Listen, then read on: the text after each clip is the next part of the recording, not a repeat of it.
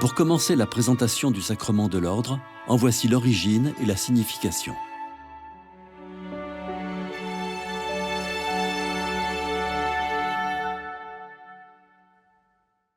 Avec le mariage, l'ordre est l'un des deux sacrements de l'engagement et du service. Ils correspondent chacun à une vocation spécifique. Par le sacrement de l'ordre, des chrétiens baptisés reçoivent un ministère dans l'Église, c'est-à-dire des fonctions spécifiques au service du peuple chrétien.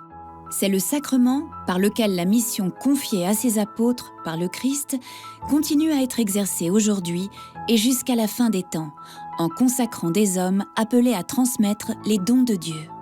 L'évangile de Matthieu raconte comment Jésus a choisi ses apôtres. Le Christ Jésus, après avoir longuement prié, gravit la montagne et appela ceux qu'il voulait. Ils vinrent auprès de lui et il en institua 12 pour qu'ils soient avec lui et pour les envoyer proclamer la bonne nouvelle. C'est lors de la dernière scène que Jésus confia aux apôtres et à leurs successeurs le pouvoir de consacrer l'Eucharistie par le pain et le vin. Enfin, le jour de sa résurrection, il leur conféra le pouvoir d'absoudre les péchés.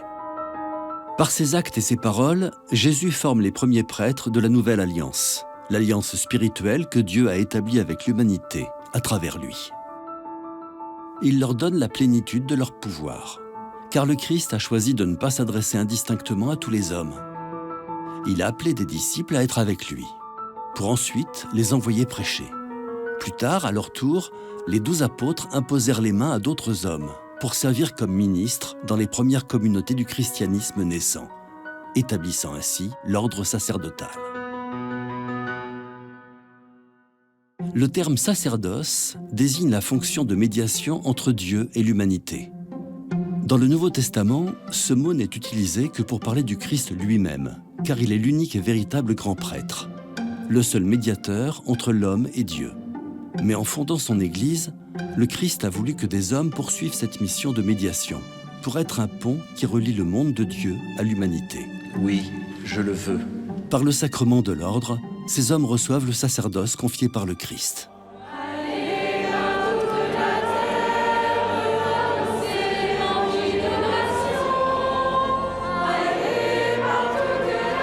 Le sacrement de l'ordre est un sacrement triple.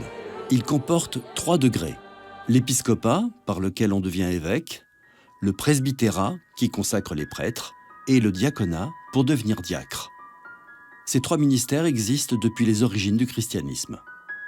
Le mot ministre signifie serviteur en latin.